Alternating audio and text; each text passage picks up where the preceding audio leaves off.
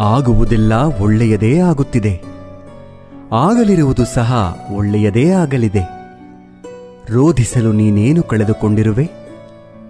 ಕಳೆದುಕೊಳ್ಳಲು ನೀನು ತಂದಿರುವುದಾದರೂ ಏನು?